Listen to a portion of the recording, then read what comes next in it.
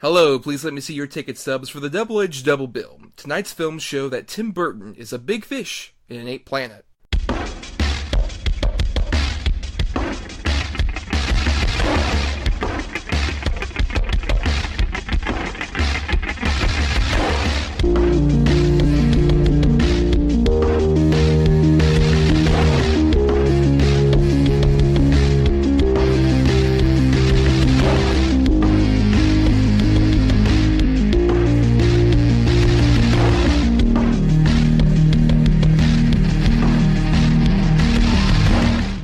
Each week, Adam Thomas and Thomas Mariani will come to the table to discuss the randomly selected yin and yang of a double feature. Then, both will have to pick a number between 1 and 10 in order to seal their fates for the next episode. One will have 2 good movies, the other 2 bad ones. Let the chaos begin! And I am your pale loner wearing stripes in the corner, just trying to find his place in the world, Thomas Mariani. And I am Adam Animatronic Thomas. Sure. Let's go with that. For those of you who might be new, first of all, welcome to the Double-Edged Double Bill. At the end of the previous episode, we picked 2 movies that are pertinent to our topic, which this week in honor of Dumbo is coming out. And we're doing an episode about Tim Burton, the director who I would argue is sort of the most common example of like an auteur that most normal people would recognize. Would you agree? Yeah, especially people of mine and your generation. I mean, this guy was like goth kid god. Right, and I always use him as an example for auteur theory, which for those of you who don't know is basically the theory that the director has the defining stamp on a movie, and especially throughout his career has several sort of like thematic things and stylistic things that continue throughout their career. I always say, like Tim Burton, where you watch a Tim Burton movie and you know instantaneously, oh, this is a Tim Burton movie. Or if you're watching some other movie, like you can tell it's trying to be Tim Burton, because we've had imitators, but sure. None quite like the original, and to some extent, in his later career, he's kind of become more of an imitator than he is his own older brand of himself. Yeah, he became sort of stagnant. His sort of ovia, or whatever you want to call it, sort of just remained the same, and the movies just got less and less in quality. Whereas, like you said before, earlier in his career, his look, his tricks, his designs would, constantly be redefined. But still the same thing. That you just tweak them with each new movie until you got, I'd probably say, Charlie, maybe? Well, it's so fascinating because, like, his career trajectory, we should say, is, like, he was born in California in the suburbs, which you can tell. He feels so diametrically opposite that origin point, because he wants to be, like, this gothic little boy, as evidenced in his early short film Vincent is so autobiographical, you can tell. God, Edward Scissorhands is basically biographical. Well, that's true as well, and he got his start actually as sort of like an animator, and he worked for Disney in the early 80s, around the time of like Fox and the Hound. Sort of, we talked about this previously, about when that company was kind of in the dumps, and he was sort of put on like, hey, you do layout on like Fox and the Hound. And everyone realized, like, this guy's just fucking weird. We can't have him do our usual shit. So why don't you just go do something on the corner, which is stuff like the Vincent short, or Frankenweenie, the original short as well. And then they eventually fired him, and then would grovel back like, please, you're actually a commercial brand, which is so weird to me, that he actually is a very incredibly successful commercial director, because after this he would do Pee-wee's Big Adventure was his first movie. Such a surprise, and was like a really big hit at the time, and they're like, oh, we'll give you carte blanche to do something a bit more your style, and not be kind of hampered down by Paul Rubens kind of dictating what you want to do. So we got Beetlejuice, which sort of defined a lot of his stylistic choices, and then Batman was his big break, and that also not just changed his career, but also the entire landscape of blockbuster cinema. Yeah, forever. I mean, from everything to how it was released, to its marketing, to its toy tie-ins and product tie-ins. Batman was 89, so you got to figure he started probably pre-production late 87, 88. So it literally took this guy, 6, 7 years from when he left Disney to get Batman? That's crazy. That is an insane turnaround. And a lot of that hinged on how well Beetlejuice did. And then Beetlejuice did well, and they're like, oh, okay, so you can do whatever the fuck you want. And then Batman happened. That is, I think, the main reason why. Because, like, he's done several hits later after that point. Sure. But you would definitely argue, like, whenever somebody is, like, doubting, like, maybe we shouldn't greenlight this Tim Burton project, it's like, but man, fucking Batman, right? Beetlejuice, to me, is his perfect movie. But, yeah, it's Batman. It was like, dude, I mean, what about that Batman, though? Fucking Batman, though. With Michael Keaton's. Yeah. So I guess this is also, like, from a more personal standpoint, Adam, what is your sort of opinion on Tim Burton? You were more cognizant when he was sort of at his rise in, like, that point, right? Oh, yeah, I remember the Batman craze. I mean, I think I was only like 6 or 7 years old, but I remember it because I had all the toys and everything. I was a huge Tim Burton fan. I've sort of fallen off, probably, like, to be honest, post Sleepy Hollow. I didn't really care, and then once our good feature that we're discussing came out, I was like, oh man, he's still so good. And then post the feature we're going to talk about, I'm like, oh fuck. I have a very tepid relationship with him. And when it's work, I want to like it more than I actually do at this point. I don't know if my personal tastes changed to the point because I grew up, and because I don't want to imply that people are immature for liking Tim Burton, because that's not the case. But just I think my personal taste changed to the point to where I didn't relate to his style as much as I did when I was younger.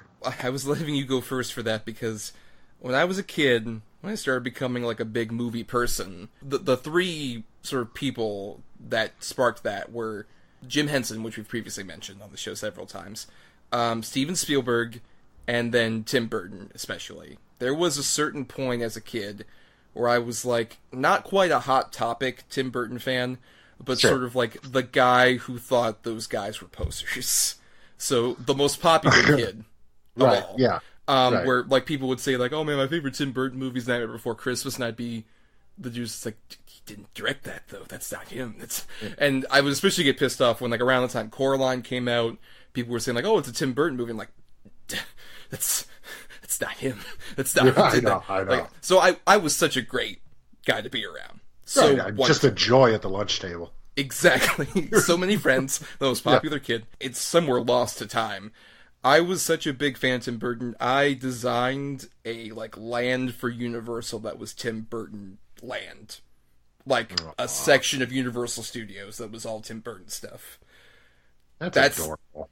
Yep, I was like in middle school and I was just like, I was gonna say it was like last week. I had the design, the schematics. I want to show you, Adam.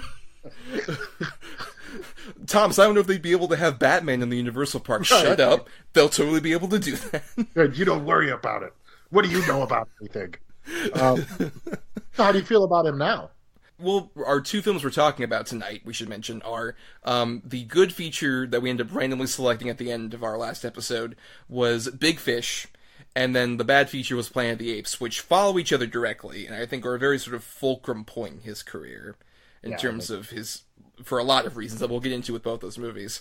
But after that point, I remember Charlie and the Chocolate Factory was the first one that I didn't give any doubt about, like, oh, I don't quite like this. And then Corpse Bride was a similar thing. And then I liked Sweeney Todd. And then, really, it was Alice in Wonderland was, like, the that was the shattering point. I'm just like, oh, God, what have I done with my life? that was such a... it felt like I had a midlife crisis when I was, like, in the middle of high school with that. Just like, Jesus. While you're looking at your schematics. Ugh. They just tore it apart. Myself. I tore it apart. They're just like, it's all ruined. Ruined. In the rain. Why? Exactly. Yes. From there, I've just been in a similar sort of hot and cold state with him, where I think the biggest problem with him as a director, honestly, has been whenever he's really tried to branch out, and it doesn't quite work in the way that would, like, benefit his style and his success. That's the big thing, is when your third movie's fucking Batman, you really judge success on a certain level. And I think that's always been a, like, sort of hindrance for him, where the moment something he does doesn't quite work, he pivots back to, let me do what I usually do. Let me do what the audience is like. It hinders him from really being able to expand beyond what he usually does. And I think it's especially clear in our two movies that we should, I guess, get started talking about here. Sure, right? Sure. Right, so let's start with our good feature from 2003, Big Fish. From the imagination of director Tim Burton. Most men, they'll tell you a story straight through. It won't be complicated, but it won't be interesting either. You were hot stuff back in Hickville, but here in the real world, you got squat. Now, I may not have much, but I have more determination than any man you're ever likely to meet. Discover an adventure as big as life itself. Big Fish.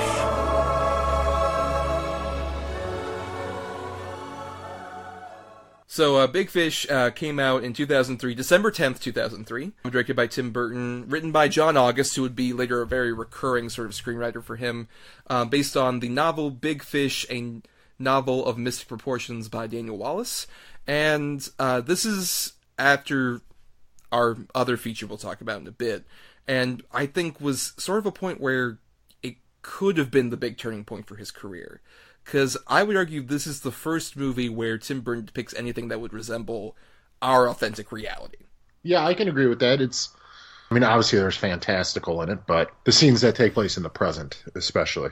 Right, and especially revolve around our main protagonist in this movie. Because I think in his other movies where there was a real world, it was still like a very stylized, silly version. Like in Edward Scissorhands, for example, that's like a depiction of suburbia, but it's a very exaggerated sort of satirical take on suburbia in a lot of ways. It's very colorful, very exaggerated, very silly. Very pastelish. Versus any of the scenes that take place in reality here are a lot more sort of stark and a lot more grounded. Like any of the scenes, especially where it's just like Billy Crudup talking to anybody, it feels very much like this is just like a very naturalistic environment. And I think that's where I wish he kind of took more of this throughout the rest of his career, is I think this movie does such a great job of melding his sort of bigger fantastical nature with a more grounded sensibility that I wish he kind of did a better balance of from here on in. No, I agree. Now, do you think that might be because it's not his original story? Well, I think what a big part of it is, I didn't find this out until I was doing research for the behind-the-scenes stuff on this movie, is that John August actually adapted this not too long before the actual book came out. He read the manuscript and was like, I have to adapt this because my dad recently passed away, and I relate to this so much, I want to do this. And the first director to get it was actually Steven Spielberg, which makes a lot of sense. This feels so much like it could have been a Steven Spielberg movie. Yeah, 100%. He was going to do that with Jack Nicholson attached as the Edward Bloom character. Yeah, now, just to keep on that fact, why was Tim Burton going to try to keep Nicholson on and then de-age him for the young Edward Bloom? I mean, could you imagine that? If that would have happened, literally, this whole movie could have stayed the same except for that, and it would have ruined the movie. It would have been a disaster at 2003. Yeah. Like, we just started getting to the point where, because like Captain Marvel recently came out when we were recording this, and they kept up de-aging for a whole movie, and I would argue it worked pretty well. For Samuel Jackson. Yes. Right. Clark I mean, Gregg there's other things. Yeah. We won't get into that. But they just got that technology right, and it's fucking 16 years later. So it would have been a disastrous mistake. But also at the same time, if you had kept Jack Nicholson and tried to cast a younger actor, that also would have been a mistake, because we know what Jack Nicholson looks like young. We've seen Jack Nicholson ever since his like babish days in Roger Corman. We know what he looked like as a kid. And I don't think you could have gotten anybody, unless you got like fucking Christian Slater. I'm sure he was begging to do it. Oh, yeah, probably. So, you know who would work, dude? Honestly, it's like a Steven Dorff would have worked. Honestly, I'm not saying. I'm saying as far as looks. I'm not saying as far as caliber. But no, that's the problem with young Jack Nicholson. And then you put him out, and he's Satan. You know what I mean? That's crazy. Exactly, which I think is the big thing about this movie, is that what works about Albert Finney and Ewan McGregor in this movie as Edward Bloom is the fact that character, the whole time, what I like throughout the movie is you get why everybody would like him, but also there is that staggering suspicion about, like, but he could be a piece of shit. Like, you get why Will has that suspicion about him, because he has more of this upfront, face to him, about just like, oh, here are my fantastical stories, here are my adventures, look at me and my ego. You get why Will would have that perception of him because of how guarded he kind of is as a person, but at the same time, how kind of warm he presents himself. I think that's the main reason why this movie works is both Finney and Ewan McGregor capture that beautifully. You know, about R.I.P. Albert Finney, but recently passed. Yes. Why I like it so much, yes, they are the same character, and yes, at times they do feel like the same character, but I like that when it's in the past and it's Ewan McGregor playing the part, it's a more fantastical version. Right, natural to the story, yeah. Right, and I didn't catch that when I first saw this. I didn't know that's what they were going for. In fact, I'm like, why are they're not really playing it the same way. Well, they're not supposed to be. You know, it's what he saw himself as when he was telling other people. And it just works so well. It just, God, I love this damn movie, Thomas. When I saw this when I was a kid for the first time in theaters, I only known Ewan McGregor as like, oh, it's Obi-Wan.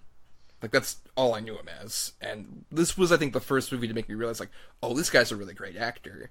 Because he does such a great job of being such a whimsical, charming hero that he makes even certain things that are shaky about the movie, especially as I've gotten older, kind of feel shaky.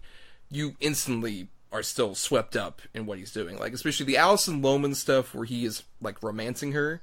On paper is kind of sweaty because it's definitely kind of borrowing on older cinematic tropes of, like, I saw her just in the crowd for the first time and I had to know everything about her and I had to go up to her, having never talked to her, and, like, say how much I confessed my love. On paper, that's really creepy. And especially if you had, like, a Jack Nicholson, that would feel like he's going to murder you. Right. But when Ewan McGregor, like, comes up with, like, the lilies, you are just like, you know, I want to be swept away with Ewan McGregor, too. Right. I'm totally down for this, sure. God, could you imagine if it was Nicholson? Especially with old man Nicholson voice? Because they're going to de-age his voice. I know you don't know me, but I saw you at the circus. I got you all these lilies. Come on down here. Now! Oh, God. Right, versus Ewan McGregor, he is so, like, that smile, and his... Oh, I know. Ear to ear. It instantaneously just, like, so charmed by. I think it's the same reason why something like a Moulin Rouge works for me. I know you're not as big on musicals. I'm sure you're not the biggest fan of that movie necessarily, but... Damn that movie. Right, but you would... I think you can agree that without Ewan McGregor, it would be much worse than it already is to you. You know, I don't think it would matter for me, to be honest with you. Because it still has John Leguizamo in it, so... I mean, there's a lot of other issues with that movie, but I think it's the same reason why some of these sort of, like, sweatier premises work to me in some of these other movies that he's done. But he has such an instant charm and such an instant gravitas that comes out of him that instantly it's just like, you know, I totally am on board with you, dude. I totally get why you would make this giant do whatever you want to do, or have Danny DeVito hire you instantaneously, or any of this other shit. He just has that instant kind of charm and determination that fits perfectly for this idealized version of his character, which also works for Albert Finney, because Albert Finney, admittingly, on paper, it's also another character where it's like, this guy's a piece of shit in terms of, like, when you're initially introduced to him. It's if another actor were to do it without that same warmth and that same charm, but also that same fragility of being that old, you would kind of be more reluctant to accept him. Because when I was a kid, I instantly, like, went on to him hook, line, and sinker, and I'm like, oh yeah, crud, how dare you even doubt this man? He has so many great stories. He's such a charming gentleman. How dare you? And this watch especially, I people often downplay, I think, Billy Crudup in the movie. I've heard some people say that, like, oh man, he's so kind of facile and boring and awkward.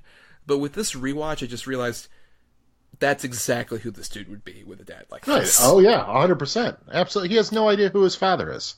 Right, and more importantly, he feels like he's got to keep on, you know, kid gloves to not only protect himself, but his wife and everything else from him. You know, and even his mother, he resents him a little bit. So when he's telling him stories, he's like, yeah, okay, sure, yeah. Uh-huh. He's just so bored by it all. Right, that he would become this guy who's obsessed with facts, like he's a newspaper reporter at the beginning of the movie. Also, they do such a great job of displaying immediately, like, he is boring, but by choice. He is this guy who is obsessed with fact and not with, like, being super elaborate or having, like, these tall tales, because he was raised by this guy who wouldn't stop telling stories. Could not stop, like, overinflating this, and he thought it was more of an ego-driven thing. But what I love about this movie, especially upon this rewatch, is how much it becomes him, not necessarily totally making up with his father, but as much as, like, accepting who his father was, and that it wasn't necessarily malicious. We'll talk about that ending, which is gangbusters, tears, everything. God, every time. What works about that ending is the fact that it's him accepting the fact that the reason you told these stories wasn't, like, to hide an affair, or just for your own ego, or any of these other things. It's because you regretted not being there for me. Right. He wanted to make reasons why he wasn't there more exciting. Yes. And that's Yeah. beautiful. That's such a beautiful way of displaying all this. And that, admittingly, because at the same time, it doesn't let Edward Bloom off the hook. It does show that, like, he kind of buys into these tales and he has an ego and all this other stuff. But at the same time, the reason he created these stories wasn't just out of a case of, like, trying to downplay how much of a bastard he was, as much as just show off that, like, look, the only reason I wouldn't be around you is because I'm living these wild, fantastical adventures. And the movie also displays that some of those might have been true to a certain extent, but not as over-elaborate, necessarily, which I just love how it displays all that. But we'll get into all of that in a bit, because there's so much other stuff to talk about with this movie. Amongst the other cast, we should give credit to, I mentioned Alison Lohman, who I think is fine in this part. We've talked about with, like, Drag Me to Hell. I think she's a person who works mainly dependent on the director, necessarily, and I think Tim Burton, obviously, isn't always the best with female characters, especially. Like, Alison Lohman's, like, she's fine, she does an acceptable job, which is sort of like a love interest role for Ewan McGregor. But Jessica Lange, as the older version of that character, well, I mean, is perfect. Yeah, dude. I mean, she's Jessica Lange. This is Jessica Lange, like, when she decided, I'm going to come back and just blow everybody's socks off. Right. With how good I can be. And yeah, dude, she's fantastic in this movie. There are so many just amazing little performances in this movie. Right, but what makes Jessica Lange so crucial is the fact that she also kind of feels like an inspiration for Billy Crabbe's character in terms of she's also very quiet in comparison to Edward Bloom. She isn't very showy. She's just sort of, like, quietly by his side, but not in a way that feels reductive necessarily as much as... Still defensive of him. Right. Still. And the thing is, too, because she's protecting what he was trying to do. She knows what Edward was trying to do with the stories. She doesn't want her son to resent him. Right, and she's probably the only person that knows the exact person Edward Bloom was and why he would tell these stories. And there's many beautiful moments between her and Albert Finney that display a lot of that, like the bathtub scene. Oh, son of a bitch. I'll never dry out, Adam. Oh! That Every also... time. The scene where she, like, kisses him on the hand before she leaves the hospital, the last time they're together in a scene in reality, is such a, like, beautiful moment that says everything about those two characters and how they really do love each other.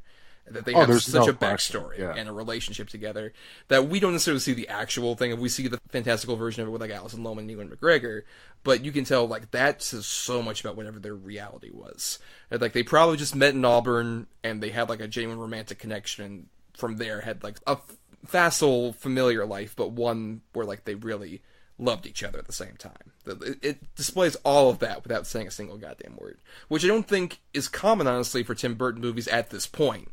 I think he lacks a lot of that subtlety, and this is one of the great examples of, like, that feels like a real intimate moment that I don't think he's ever quite displayed before or since. Let's put it this way. I never got emotional at a Tim Burton movie, really, except for this one. I mean, this one just hits all the right notes, and he films it very well, and he's obviously giving his actors proper direction. I mean, God damn it, now you got me thinking about the scenes that I'm like, oh, no. I don't think I'll ever dry out. No, you're the wettest boy in the land, for sure. Whoa. Hey now. But let's talk about some of these other people. Who's your favorite, like, of the supporting cast? Oh, dude, Northern Winslow. Steve Buscemi kills me in this movie. That fucking poem he's writing. And he's been working on for, 10 years or whatever. It's like one sentence so far. Isn't it weird this is the only Tim Burton movie Steve Buscemi's ever been in? Oh my god, that is weird. I never even thought of that. That's very strange. He looks like a Tim Burton character. Yeah. He looks like Tim Burton sketched him from whole cloth and brought him to life, pretty much. Yeah, no kidding. Just slapped the eyes of Frog on there. No, he's really good in it. And of course, Danny DeVito always delivers. At least I think he does. Well, especially in Tim Burton movies, he does such a great job. He feels weirdly like the most blue-collar Tim Burton figure he could ever quite get, necessarily, which is great. I always love about Danny DeVito in these movies. But to get back to Steve Buscemi, what I also like about him is he has just like a great comedic timing in this movie, especially the bit where Ewan McGregor's Inspector and they're doing the whole big turnaround with like Loudon Wainwright and Missy Pyle. And he's in the background. Yeah. hopping along so he could be in his hide line. Great. Oh, it's so funny. I'm tired of Helena Bonham Carter, to be honest. Mm-hmm. Not that doesn't do her job here or whatever. It's just, yeah, she's not exactly. I don't think she's really giving it her all either. I don't know if I quite agree with that, because especially, one, as the witch character, meaning that's just like, it's the most Tim Burton part of the whole movie. Yes, the witch character. Mm-hmm. That opening bit, which I do love, just like really established a sort of fantastical tone of like the flashback sequences, including with little baby Miley Cyrus in there as one of Edward's friends. Yep. And it's. I mean, she still looks the same now. Right. She's stretched so out, pretty much. Yeah, that's it. She's got a little taller.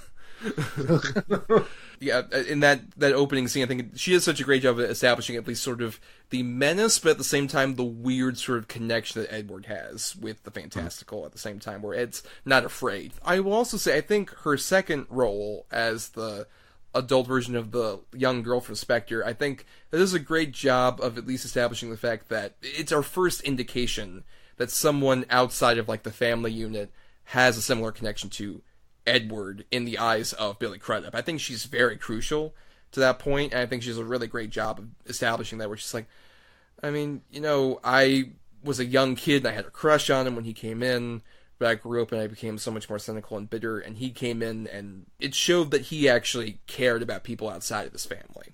That he actually didn't care just about himself, that he did have a true passion for the community of what Spectre was.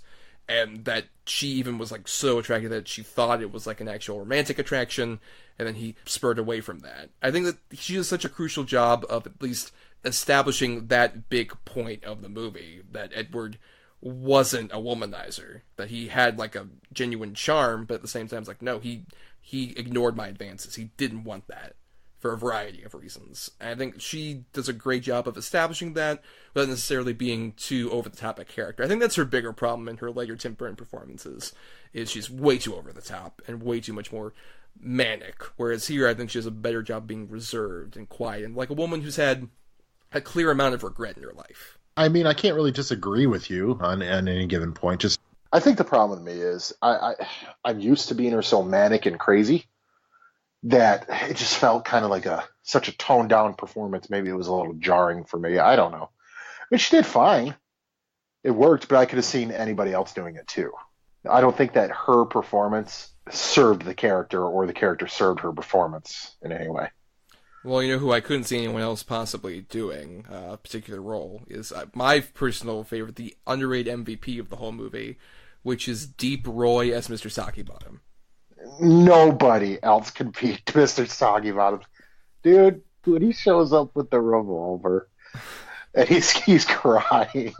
That is like Tim Burton in a nutshell, is that image. Of like sad clown who opens up his chest and there's a little place where a silver bullet gun is. It's exactly who that guy is.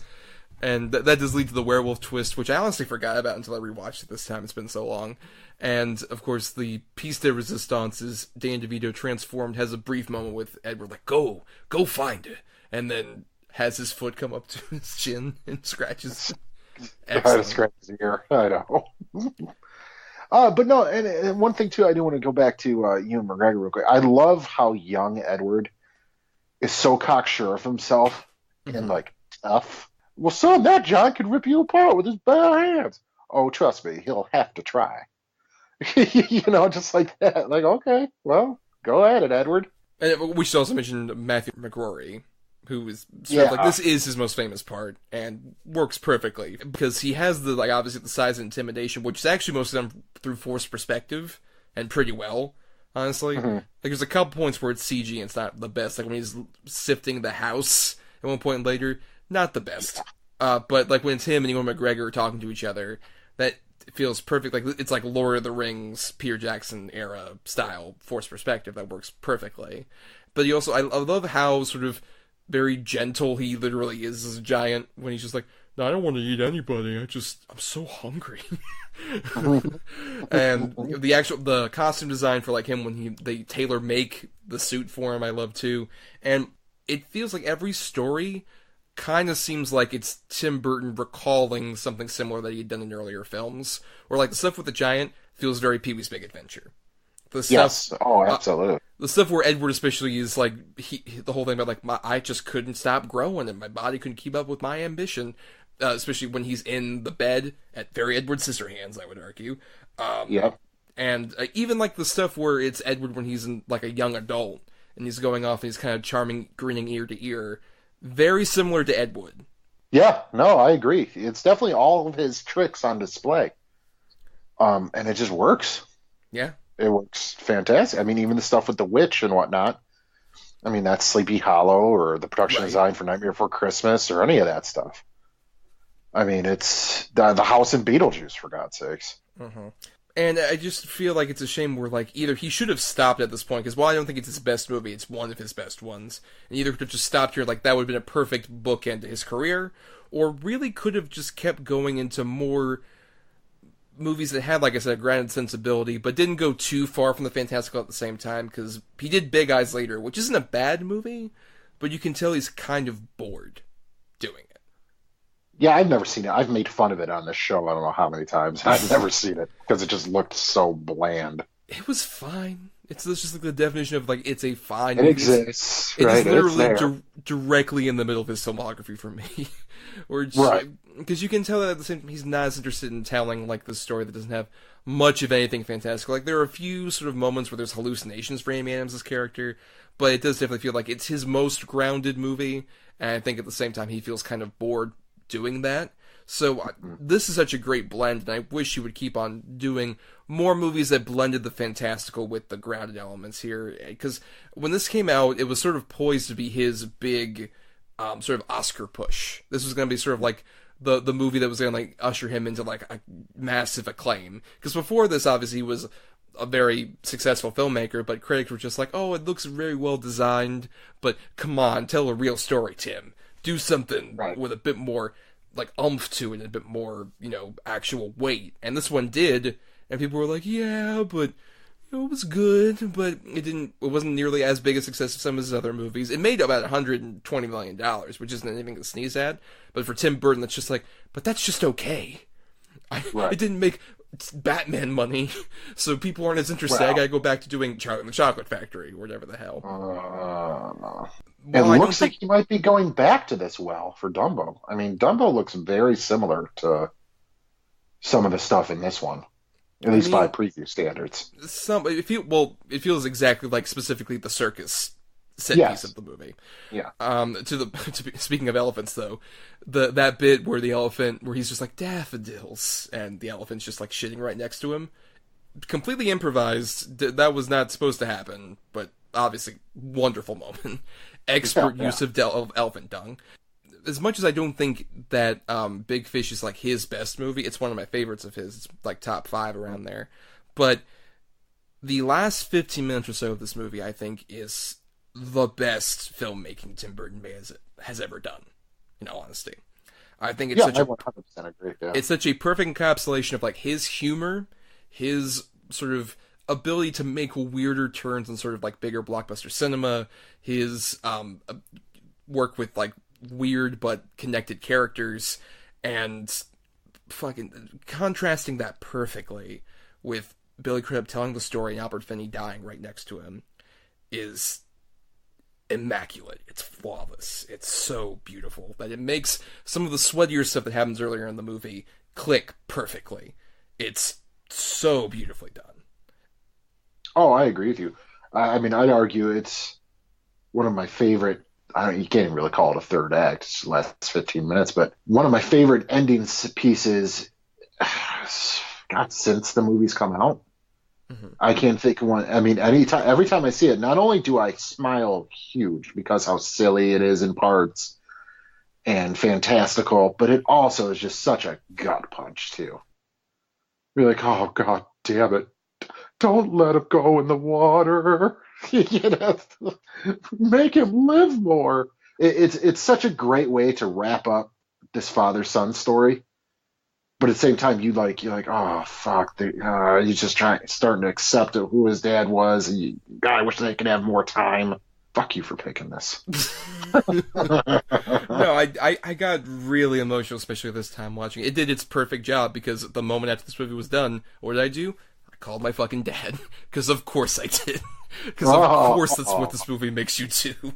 The moment you watch it, just like, fuck, I gotta call dad. It's been a bit. And it does such a great job with that. And then even leading into the funeral scene, where you do see all those people come about, and they're just off enough to where they're based in reality. Like, Matthew McGrory is actually like just 7 feet tall as opposed to like 12. And the two Chinese twins are actually separated apart, which we didn't talk about, but that's also a really fun scene. That kind of feels like, especially his sort of like Batman style, especially like the scene where he turns off the lights as the night vision feels right out of like 89 Batman. Oh my God. And dude, when he walks in and the two guys are like doing kung fu and shit, flipping over each other and over the tables. Oh God, I laugh so hard every time, because it's just such a production that he puts on those stupid little glasses and turns the light out. Right, but then the fact that the twins are like not actually having Siamese, that they do separate from each other and all that. But I also like the fact that they do a great job of hinting just in that moment that, like, oh, Steve Buscemi got together one of the twins at some point. Yeah. And right, it's just done without saying a single word about it. Just like, oh, he built this connective bridge to all these people. That's what really matters, is the fact that these stories might have been over the top and silly and fantastical, but he brought these weird, disparate people together in a beautiful way. I think that's such a great way of sending off that character, and perfectly encapsulating why he might have been silly, he might have been over the top, he might have been, a guy that had a bit of an ego to him, but at the same time, his storytelling and his charm and his wit gravitated people to him, and then by proxy to each other. And that can't be ignored. No, yeah, absolutely. God, that was eloquent. No, there's a through line of some form of truth to everything he said, and it's like, that's the beauty of the story. It's kind of up to you and even the Billy Crudup character to decide what parts you want to believe in, or, in his case, pass on to your child, and how you want to remember your dad. God damn it, now I'm getting all choked up again. Yeah. You fuck butt. Well, on that eloquent, beautiful note of fuck butt, Adam, go ahead and go into your final thoughts. I don't know if this is my favorite Tim Burton movie either, but I'd put it right up in my top 3, to be honest. It's definitely one of my favorite Ewan McGregor movies. It's just such a beautiful father-son movie, and you don't get a lot of those. I mean, you really don't, not anymore anyways. And it's so well done. The fantastical scenes have such a whimsical sort of nature to them, but it fits right in with the sort of muted palette tones of reality. And it's just, everybody gives, if not a capable performance, a fantastic performance. And I also, London Wainwright in this movie just creeps me out for some reason. He's fantastic at it, but he's just scared. He's just creepy with that big grin of his he's always got. Well, because Spectre feels basically like the Stepford Wives town, like something's off. Yeah, 100%. It's so weird. But no, I think this is just a fantastic, fantastic movie. But yeah, I can't recommend this movie enough. I think this was a fine, fine choice for something not as on the surface as Tim Burton-y as one would expect, but there's still a lot of Tim Burton in here. Yeah, you can tell. Just like there's certain things that are distinctively Burton. Like the moment you see Danny DeVito with that fucking hat on, it's like, oh, that's a fucking Tim Burton. Oh, it's a Tim Burton design. The second you see Deep Roy and Colossus, you're like, oh, okay, yeah, this is Tim Burton. Yeah, it's 100%.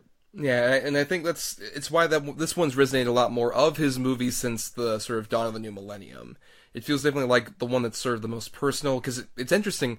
Tim Burton, when this movie was being made, was actually at the same point as Billy Crudup, where both his parents had just died, and he was about to have his first child with Helena Bonham Carter.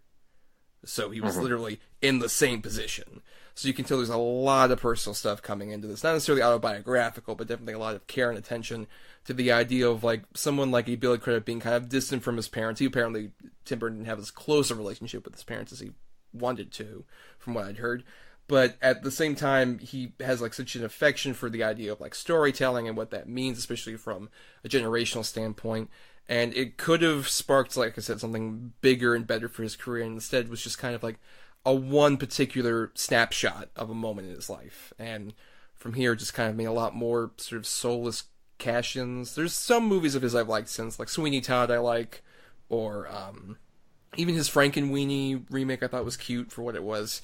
But he's never made quite a movie as impactful, and one that seemed to at least mean as much as this one does. And, you know, even with some of the stuff they have issues with, it happens especially...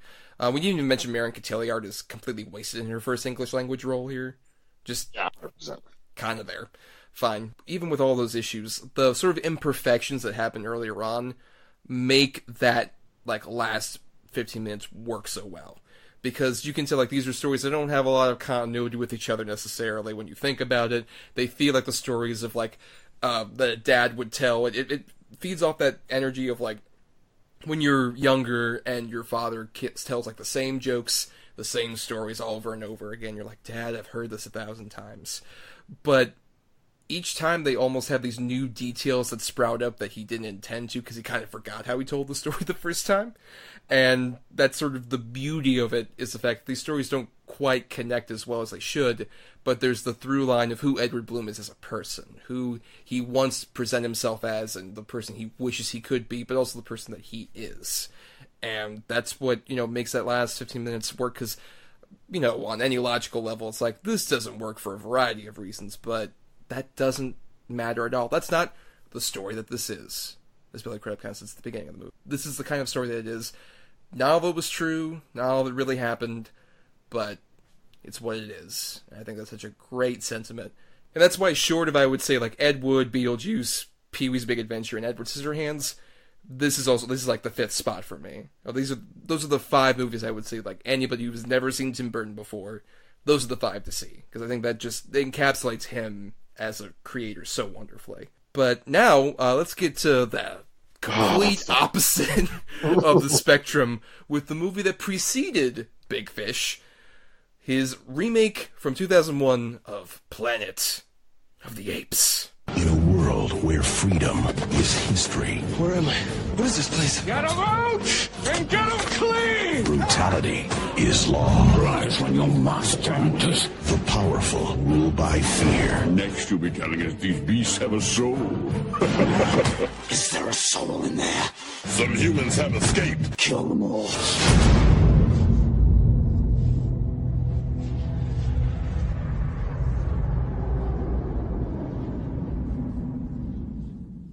Tim Burton's Planet of the Apes came out on July 27th, 2001. And the most interesting thing about having this be our bad choice was the fact that I found out so much about the various attempts Fox had at trying to reboot this franchise. It's amazing, isn't it? It's I don't think we can go through all of this, but it's so fascinating that it's obviously okay.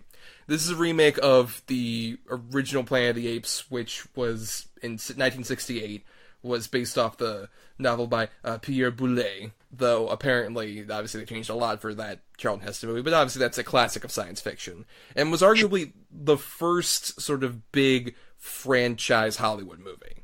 Wow, yeah, I never really thought of it like that. Yeah, I'd say the Planet of the Apes is the first big franchise. I mean, there was, 5? Yes. Of the originals? Yeah, because there's Planet of the Apes, Beneath the Planet of the Apes, Escape from the Planet of the Apes, Conquest for the Planet of the Apes, and Battle. Which I have a bit more respect for upon rewatching this movie. Oh, absolutely. Oh, are you kidding me? They're like fucking Scorsese compared to this movie. No, I mean, because I actually didn't go through the original series until fairly recently, like right before Dawn of the Planet of the Apes. I did that. I watched all the old ones. What we were getting at earlier was the fact that after Battle kind of bombed in like 1973, in the late 80s, there were several attempts to get this franchise back off the ground from Fox, including one that Adam Rifkin was going to do that was sort of like the Roman Empire sort of sequel that was going to involve a descendant of Charlton Heston's character. a Peter Jackson version that was going to be like the Renaissance era, that was going to try and bring back Roddy McDowall. There was the Oliver Stone produced version that was going to star Arnold Schwarzenegger, which is mind-blowing. That was also apparently going to involve apes playing baseball per suggestion of the studio.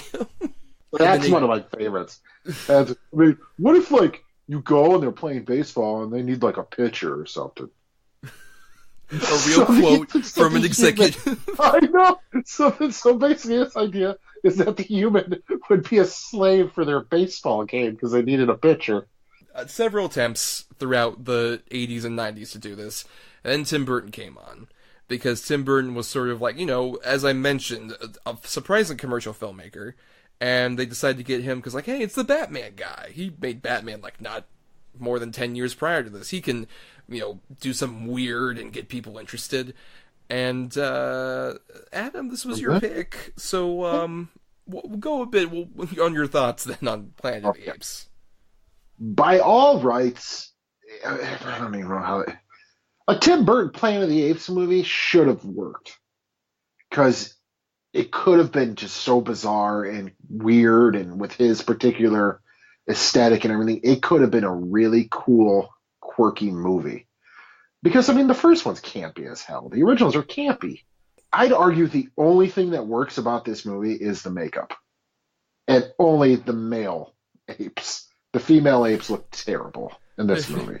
What are you talking about? I thought Michael Jackson was so great as Helen Bonham. I mean, what the fuck?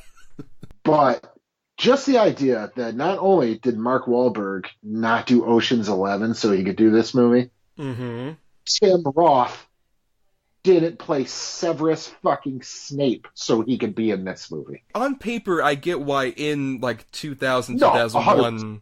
I mean, signing on to be Snape in a kid's book adaptation, yeah, I get why it might have been the more riskier.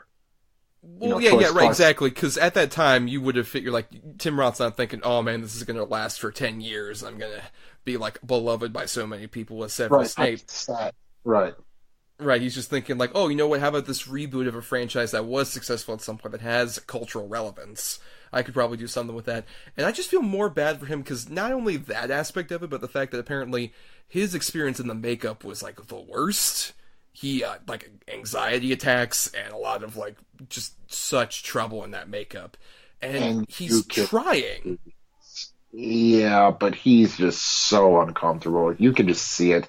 He's so just over the top with the constant grunts and everything. I mean, it just doesn't... So, you know, I will say the one person who I think works in terms of performance-wise in the ape makeup, I would argue, is Paul Giamatti. I think 100%. Is perfect in that part as, like, the sleazy human slave trader. The fact that he stays consistently, like, sleazy and weird this whole time, where he's also another guy where I'm like, why wasn't he in more Tim Burton movies? Yeah, I mean, are you kidding me? 100%. He looks like a Tim Burton character. Michael Clark Duncan worked. Cary Tagawa worked. You know, there's a lot of them who really gave their all in these suits. I mean, it could not have been easy. There's just... The human actors that you're supposed to get behind are all so terrible. What are you talking about? I loved Mark Wahlberg as mouth breather male, and then Stella Warren as mouth breather female. I thought they were so great. Chris Christopherson as older tough guy. As Chris Christopherson in a loincloth, pretty much. Yeah, it's just Chris Christopherson playing Chris Christopherson. Yeah, absolutely. I'm gonna get shit. Catch you fuckers at a bad time. And it feels like it's 3 hours long. Right. Like, this movie just drags and drags and drags and drags. And then the fucking resolution you get. Like, the bigger problem is just that, one, I don't know if I necessarily agree with you that Tim Burton was the best person to pick to reboot Planet of the Apes at this particular time as well. Sure. Because, I mean, it definitely feels like the studio had such heavy hands in it, and that what their hands were supposed to just, like, make it more of an action movie. And despite making 2 Batman movies, Tim Burton's not an action director at all. No, not at all. And I guess what I meant by that is, if Tim Burton would have been allowed to do a Tim Burton version of the movie, it could have potentially been something pretty cool. But no, dude, he was restrained 100%. I mean, there's no question.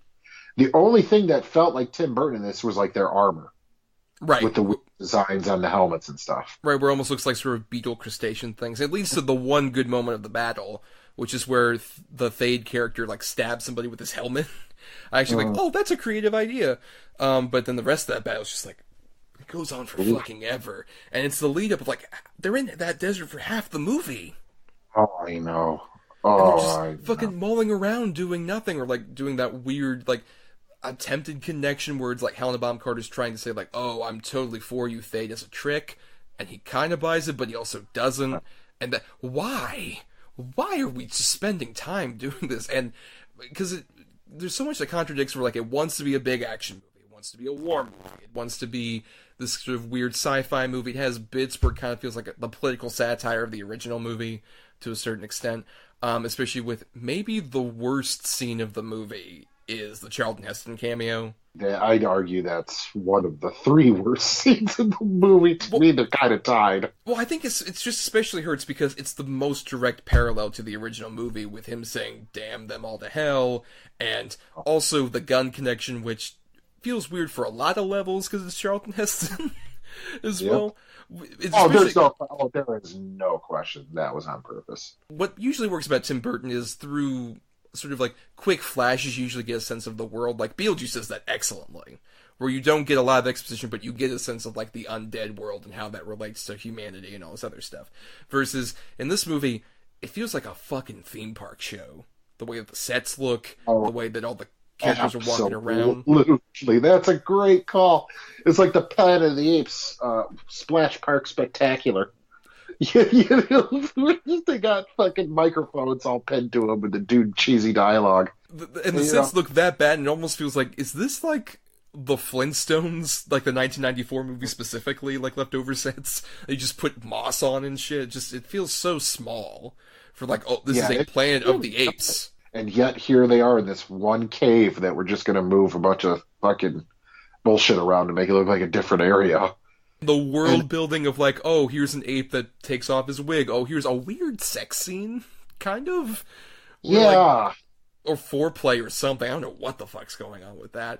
Trivia, that's Lisa Marie, and this was the last movie they worked on together before Tim Burton dumped her like a bad habit as his girlfriend, and interestingly started dating Helena Bonham Carter. Yep. Yeah, I know, which is weird, because then, hey, I'm going to kiss this monkey. Like, what the fuck? It's weird. We didn't mention this. I'm so surprised we managed to get a Tim Burton double feature without Johnny Depp at all in it. I'm kind of glad. That's true. I'm glad that worked out that way. In fact, did either of our... Oh, yeah, my other choice had Johnny Depp. That's and true. So did my other choice. Yeah, we could have gotten the Johnny Depp double feature. I'm so glad we didn't get... Because there's so much more baggage to that at this point. What are you talking about? What did Johnny do? Nothing. He's living out there, clean, healthy, sober. On his island with all his wine? Yeah. Not violent. And just still a master of the craft. Really takes his time with things. We gotta go to Mark Wahlberg, because for a variety of reasons, that's such a weird choice. I don't look at Mark Wahlberg, especially this era Mark Wahlberg, and think, NASA astronaut. Never once. But I'd be like, yeah, that guy's an astronaut. Because, like, what works about Mark Wahlberg when he is cast right is like, oh, he's blue-collar schlub. But the most beautiful definition of that with his massive muscles and all that other shit. He's the sort of peak beauty that any blue-collar Bostonite would seek to be. Obviously, he's the best-looking guy in Southie. Yeah, how's it going? Hey, you're right. Like, it doesn't quite work when he's supposed to be this astronaut who, also, I'm not sure the movie really knows who that character is supposed to be, because he's, on one hand, kind of supposed to be like, oh, look, I love animals, look, here's this monkey, I gotta go after him, and then abandon him at the end of the movie. But I also know military tactics and how to shoot guns and blow stuff up. Right. Hey, let me hit a little button, make my little rocket ship go zoom into the sky. Because the genius of the Charlton Heston character in the original Planet of the Apes that most people forget about, because most people would have the perception of like, oh, he's the guy who screams, damn you all to hell, and he's over the top.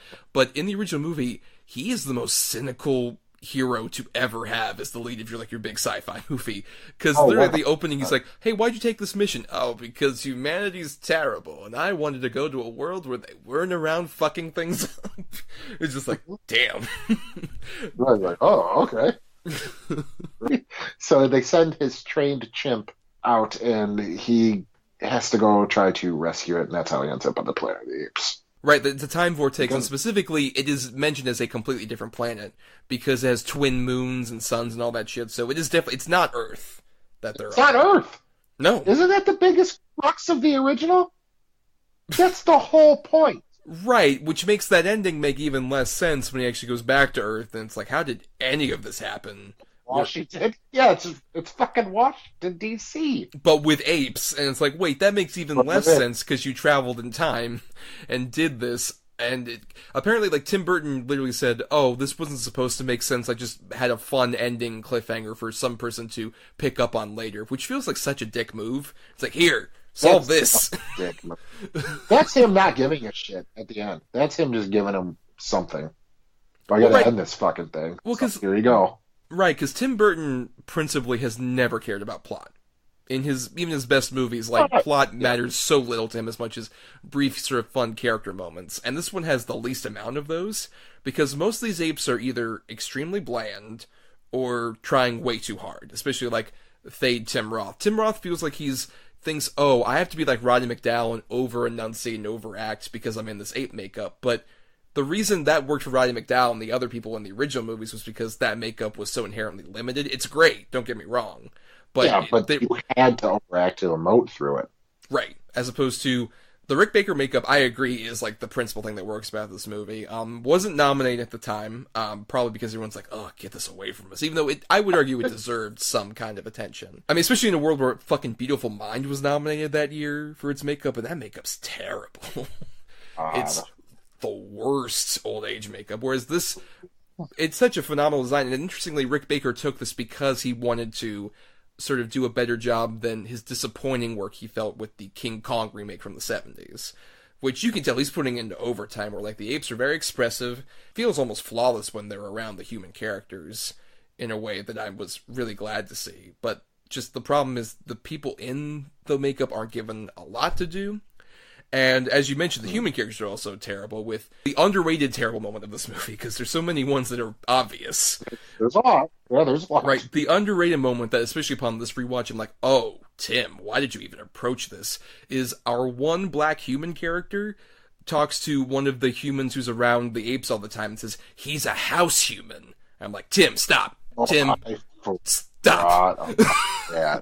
Oh, that is oh, you can't do like, that. Well, I mean, someone could potentially do that, not Tim. Tim Burton is infamous for, like, no. He's the whitest, pastiest motherfucker around. He could not do that and make it work whatsoever. That's saying the studio involvement. Tim Burton is also not one to really insert some kind of message into his movies either. Beyond, like, I'm a goofy outcast and maybe I should grow to like people more. Right, exactly. Or we should all just kind of love each other. That feels like such heavy-handed studio involvement, it's not even funny. It doesn't quite feel like that. It feels more like that's just left over from one of several different hundreds of millions That's of what I was going to say. This movie feels like they took, like, maybe 5 of the 40 unpublished scripts for the remake that they had and just kind of mashed them all together. Yeah. Took the parts they liked and were like, all right, here you go. Because the Mark Wahlberg character could have been Arnold Schwarzenegger. Yes. It would have worked fine. Actually, it would probably have been funnier. Been way better if Arnold's kissing a monkey. Imagine that fucking set where it's Arnold Schwarzenegger being directed by Tim Burton. That's the weirdest thing. That would be crazy.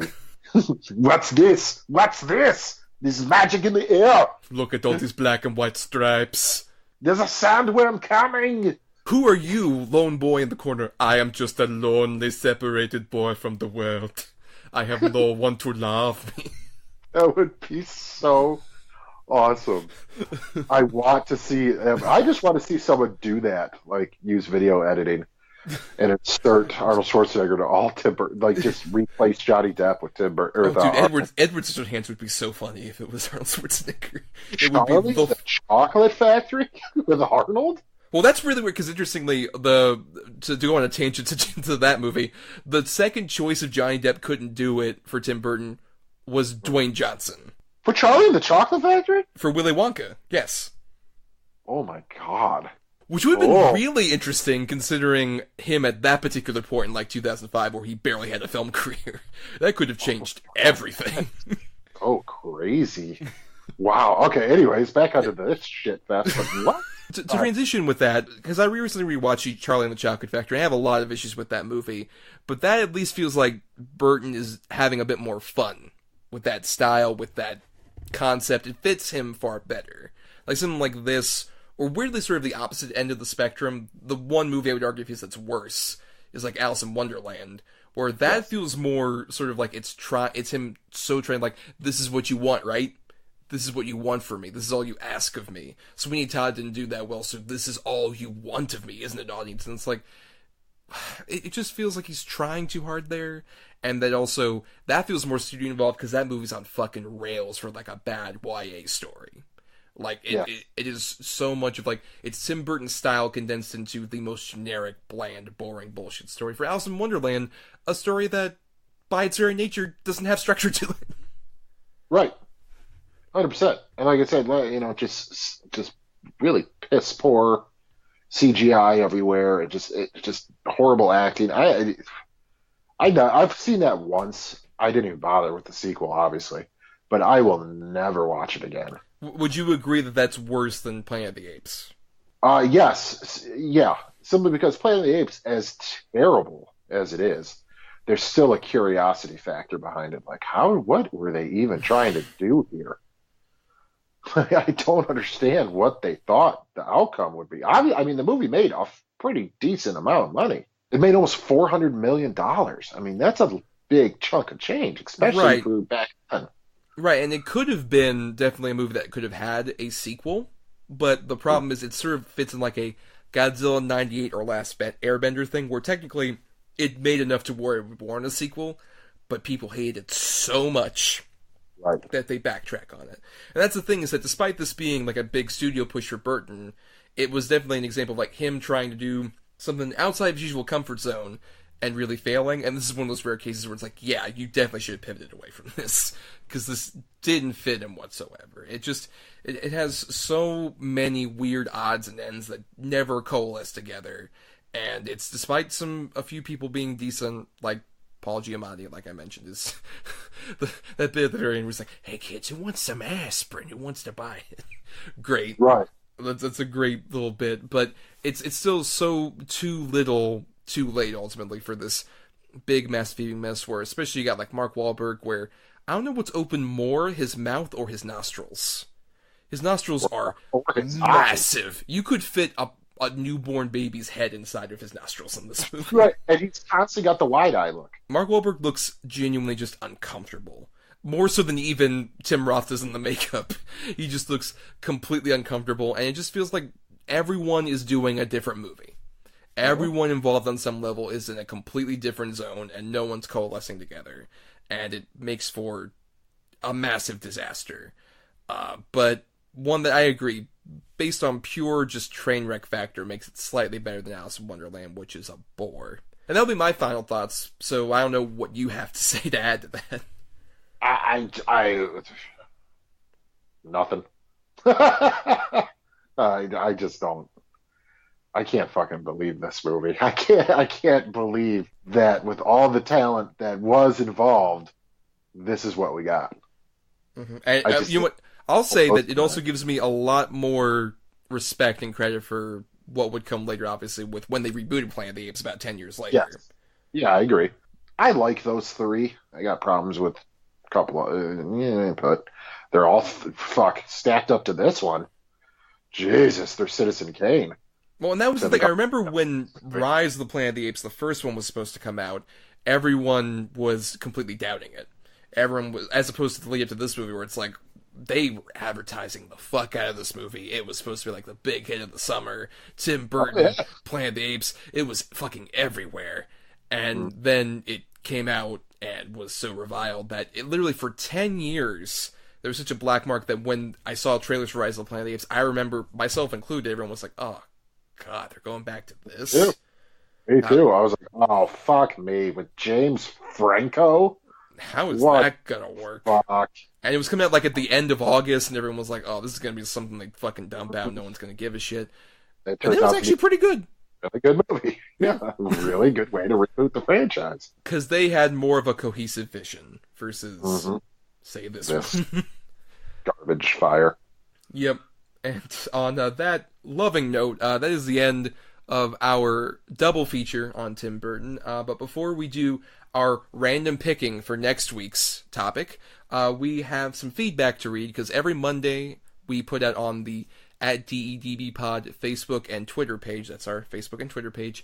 We ask you all, hey, what are your favorite and least favorite things related to this particular topic that we're going to do?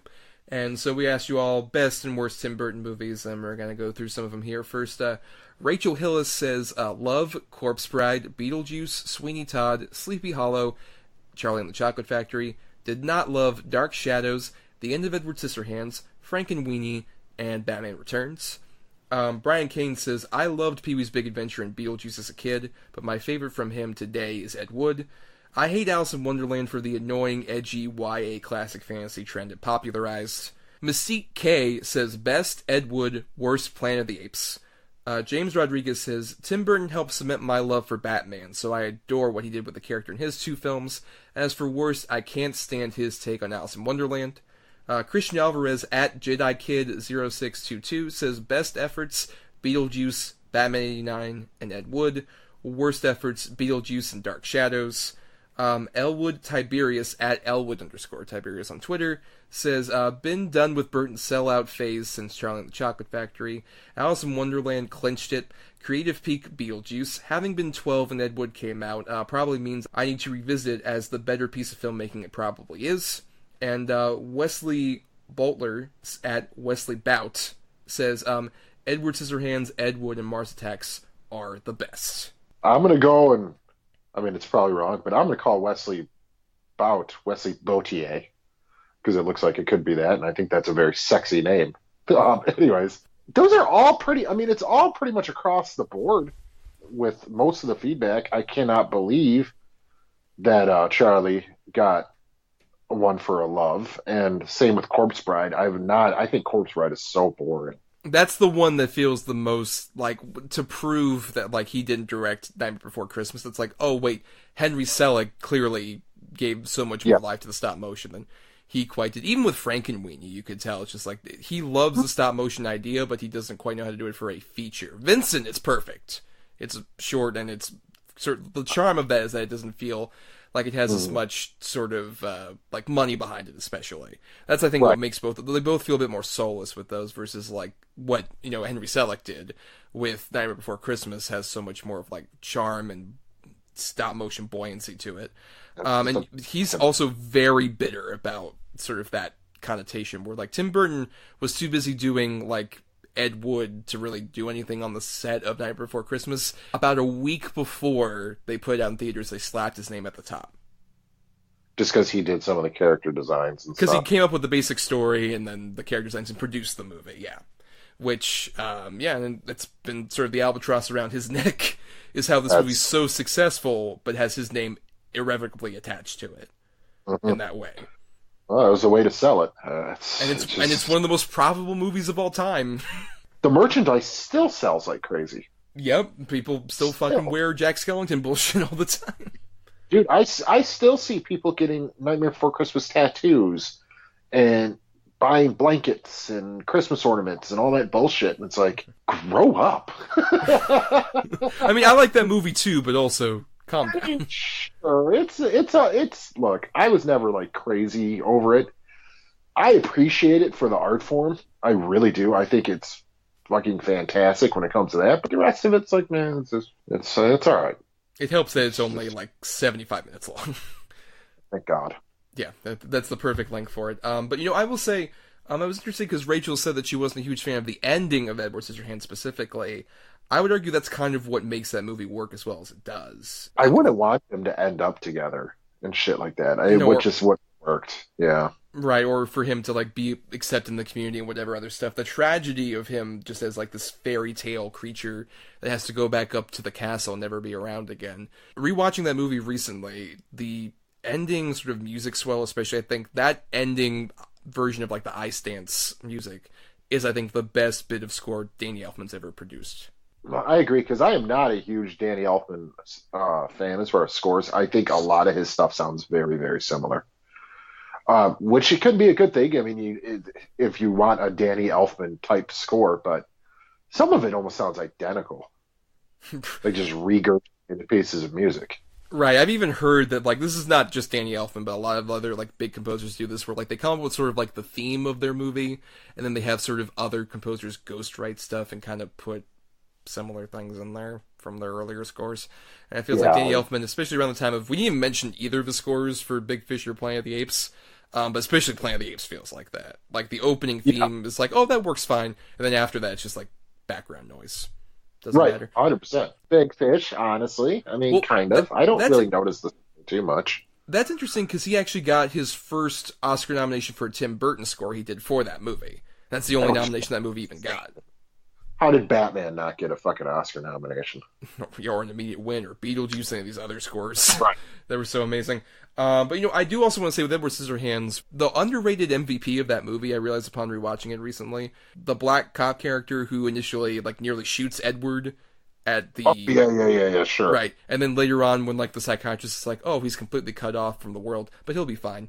And the cop's like, I just feel so worried about it. There's so much regret and so much passion in that dude's performance for, like, 3 scenes. And then later on, when he just shoots in the air and he's like, go off and run.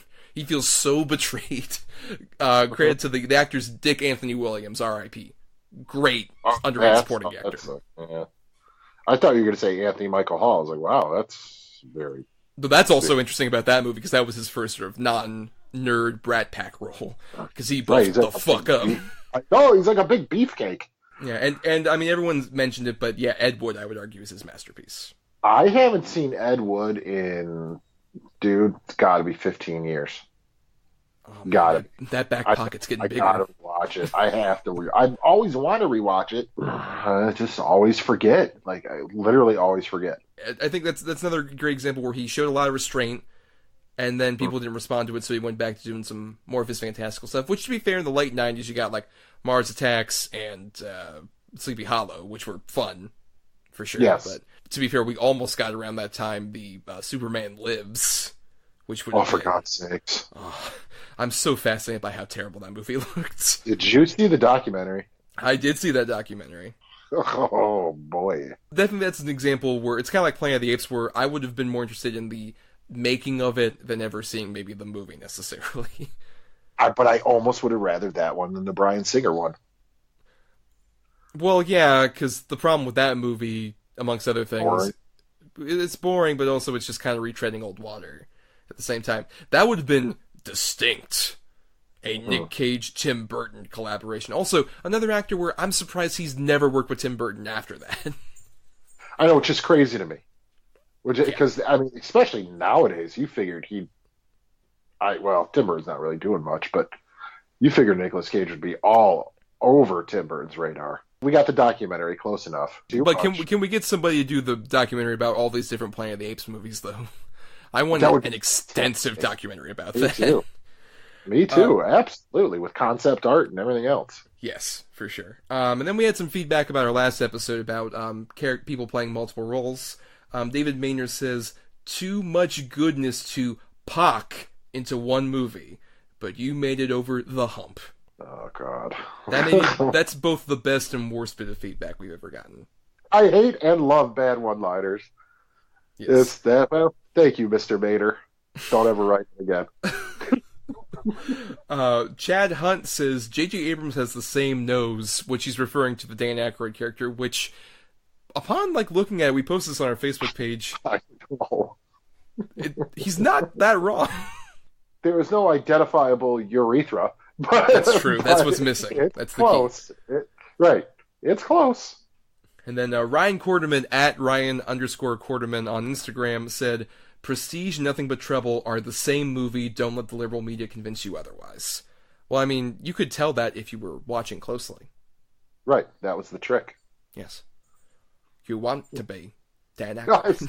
God damn it. But thank you for all that feedback. We also want to thank Chris Oliver for the intro and outro music used in the show. Listen to more of his music at chrisoliver.bandcamp.com. Thanks to Emily Scarta for the art on our show. She accepts commissions at Fiverr with 2Rs.com/EEScarta. And then you can find us on Twitter at DEDBpod and also Facebook, where, like I said, we post every Monday about those, hey, what are your favorite, least favorite examples for our next topic. And we're also doubleedgedoublebill@gmail.com, where you can send feedback to us in a more longer written format. And then I have an individual account on Twitter at NotTheWho'sTommy, where I'll post my silly things. And I also write at marianithomas.wordpress.com. And Adam is somewhere in a dark corner in black and white stripes, just trying to find someone who can hold him, even if he can't hold them. Yep. That sums it up. Yep, pretty much.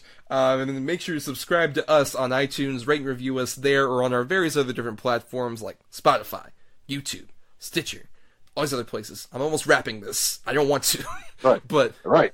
These are sick lyrics. Sick lyrics, yes. The Tim Burton episode's the perfect place for it, too. But yeah, just rate and review us there so more people can watch and listen. I guess more listen than watch, necessarily, but... Yeah, you can't really watch. I mean, if you want to just watch the picture of our logo. You can watch your music player push play on it, and our cover art just silently stare back at you. Yeah, you can watch the little bar move as the episode plays. It's time for our picking for next week's show, which there's a lot of comic book movies coming out in the next few months.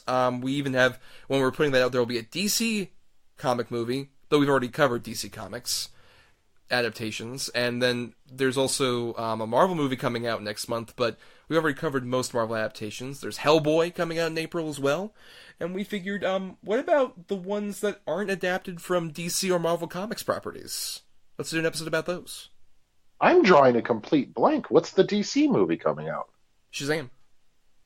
Oh, yeah, I don't care. Oh, no, I'm sorry, I didn't pronounce that right. Shazam! Yeah, I mean, out of all the ones coming, well, no, that's not true. Shazam looks like it could be fun. Avengers, I mean, you're going to have to see it. And then, no, I don't give a flying fuck about Hellboy. That seems like such a movie. Like, who is that for? Because, I guess Mike Mignola fans, which is such a small group, I don't get why it was worth putting all that money into. It just looks like a mishmash of the first two Del Toro movies. But without even, like, that same enjoyable design of Guillermo del Toro. Because, like, those movies weren't even that successful, but you're going to do another one as a reboot? Why? Yeah, I don't understand. Honestly, if you were going to do another Hellboy, it should just been like an animated one. Yeah, they did a couple of those, but yeah, do like I mean, you can't get a budget like you could for Into the Spider-Verse, but something along those lines. Yeah, right. If it's just like something that was feature length and had a similar sort of look to the style to that. Mm-hmm. But yeah, for those who are new, basically at the end of every show, Adam and I have two movies that fit this certain topic. We don't know what each other picked, but each of us have assigned numbers between 1 and 10 for both those movies. And Adam has the two good movies for this topic, and I have the two bad ones because we switch off on that quality. And each of us will pick a number between 1 and 10 in order to seal our fates for that next one. So for your two good movies, Adam, I'm going to pick number 6. At number 8, I have the original Teenage Mutant Ninja Turtles movie. Oh, the 1990 movie. Okay. Yes, sir. I do. I am still a fan of that movie. All right, and then what was your other choice? At number 2, I had Dread with Carl Urban. That's such a good fucking movie. I know. It's great. So great. It's fucking great. For sure. Oh, man, now, I Adam, don't want to pick. Oh, gosh. No matter what I pick, I guarantee you I've probably seen it, and it's going to hurt. Number 3. All right, Adam. Number 1, I had the seminal 90s pick that's so #TM edgy. Spawn. Fuck me. I'm watching this show last night because I couldn't sleep. It was that old Geeking Out show that Kevin Smith used to host. Uh-huh. and they went to McFarlane Studios, and he had a life-size Spawn in there, and I literally went, I bet I'm gonna have to fucking watch Spawn for this goddamn podcast. And Mr. My favorite superhero, Nostra Adam Thomas, over here picked it correctly there. Though at number 8, I had one that's probably a bit better to me, but still not great, is 1995's Tank Girl.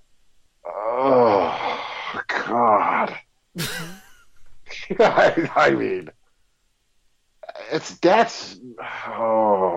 let's put it this way.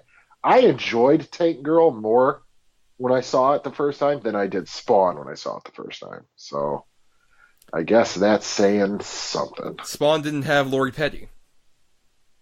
Or Naomi Watts, or Malcolm McDowell. Oh god, that's right, Naomi Watts is in that movie. I completely forgot about that. Or Ice-T. Ice-T is one of the kangaroo guys. Oh, he just that's right. like Ice-T with ears. Yep, that's true. But we still got Michael Jai White and John Leguizamo and all of that. Oh, fuck, God. To talk about next time. Leguizamo. I just shit on John Leguizamo this episode. Now I gotta watch a movie that heavily features him. And also playing a dwarf again. Yeah, I would argue, I think he's trying to play just a short guy, but we'll get into all that next time. Until then, folks, we're just going to cast you off into the wind and say good night. Long live the Tooch. Also someone who should have been in a Tim Burton movie at this point, probably. I mean, what the fuck? I mean, I would argue. Anyway, good night, everybody. Long live the Tooch, good night.